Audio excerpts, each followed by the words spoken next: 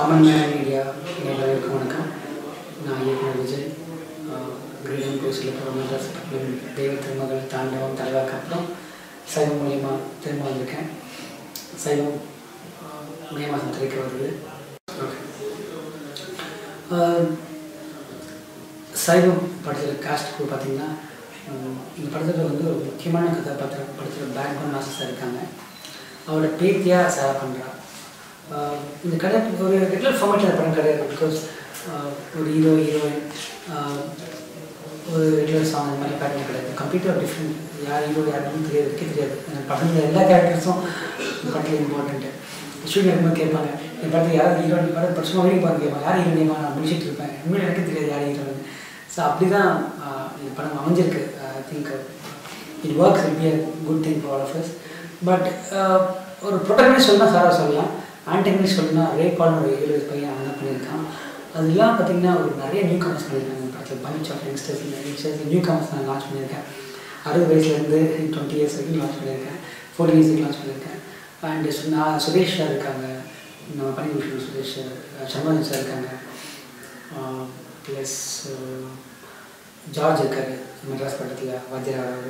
So it's mix of எவ்ரி திங். I think ஒரு நல்ல ஒரு காஸ்ட் இருக்கும். நான் சார் சொல்லவே வேணாம், கிரேட் ஆக்டர். இந்தியாவில் எனக்கு ஒரு முக்கியமான ஆக்டர் அவர். கண்டிப்பாக இந்த ரோலுக்கு விட ஜஸ்டிஸ் பண்ண முடியுமான்னு எனக்கு தெரியல, அந்த அளவுக்கு பண்ணியிருக்காங்க. அதுக்கப்புறம் சாரா தெய்வத்தின் நிலாவுக்கு அப்புறம் இப்போ சாரா அது பெரிய சேலஞ்ச் எனக்கு. நிலாவை வந்து இப்படி தமிழில் கனெக்ட் பண்ண போகிறோம்னு சொல்லி. ஸோ அதையும் சாரா ரொம்ப நல்லா பண்ணியிருக்கா. ரொம்ப எஃபர்ட் எடுத்து டியூஷன்லாம் போய் தமிழ்லாம் கற்றுக்கிட்டு சாரா பண்ணியிருக்கா.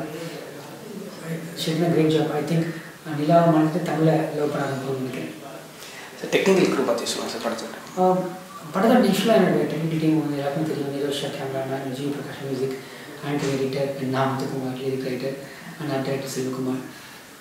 இது என்ன ஆகுதுன்னா இவங்க எல்லாருக்குமே ஒரு நல்ல அண்டர்ஸ்டாண்டிங் இருக்குது. ஸோ இந்த படம் ஆரம்பிக்கும் போது முன்னாடியே நாங்கள் அதை பற்றி பேச ஆரம்பிச்சிடுவோம். இப்போ சைவம் போயிட்டுமே அடுத்த டிஸ்கஷன் நாங்கள் ஆரம்பிச்சிட்டோம் ஆல்ரெடி. ஸோ அப்படி தான் எங்களுடைய ஒரு புரிதல் இருக்குது. அதில் வந்து நாங்கள் ரெகுலராக படம் பண்ணுறதுலாம் எங்களுக்கு தெரியல. அது நீங்கள் சொல்லி தான் எங்களுக்கு அது ரெகுலராக படம் பண்ணுறோம், ரெகுலராக ஆக்ட் பண்ணுறோம். அப்படின்னா we all having only one thing to we want to work for a good product. அதுதான் எங்கள் இன்டென்ஷன் இருக்குது, அதுதான் எங்கள் ட்ரைவ் பண்ணிட்டு இருக்குது. அதனால நாங்கள் போயிட்டுருக்கோம். சார் இந்த படத்தில் பேபி சாருக்கு 1 டேக்கு 1 lakh சேலரின்னு சொல்கிறாங்க. அதை பற்றி உங்கள் கருத்து என்ன? இந்த படத்துக்கு 1 day 1 lakh சேலரி கிடையாது. நான் அது தவறாக போர்ட்ரே பண்ணப்பட்டிருக்கு. ஒரு ஆட் ஃபிலிமுக்காக அவரை சார்ஜ் பண்ணுறாங்கன்னா பண்ணுறாங்க, அதோட சார்ஜ் பண்ணுறாங்க. அது ரொம்ப காமன் பாம்பேயில். சரி வரைக்கும் டாப் மாடல் இந்தியா இப்போது தெய்வத்திற்கு அப்புறம் she become too good and she doing lot of commercials all over India. So அது வந்து ரொம்ப அது அவங்களோட விஷயம். பிகாஸ் அது சார்ஜ் பண்ணுறாங்க. படத்துக்கு சார்ஜ் பண்ணுறாங்கன்னு எனக்கு தெரியாது. பட் ஆட்ஸ்க்கு சார்ஜ் பண்ணுறாங்க ஒரு நாளைக்கு ஒரு சம்பளம். சார் நெக்ஸ்ட் வந்துட்டு இந்த படத்தோட ஷூட்டிங்கை 40 days முடிச்சதா சொல்கிறாங்க. எப்படி அவ்வளோ சீக்கிரமாக எப்படி சார் முடிச்சிங்க? உடனே என்ன காரணம், படத்தில் full script bound was ready and complete film is mind. இந்த படம் வந்து 40 நாள் தான் அதுக்கான விஷயம் தேவைப்படுது. இன்ஃபேக்ட் 35 days ஆச்சு. 35 days படத்தை முடிச்சுட்டு வந்துட்டோம்.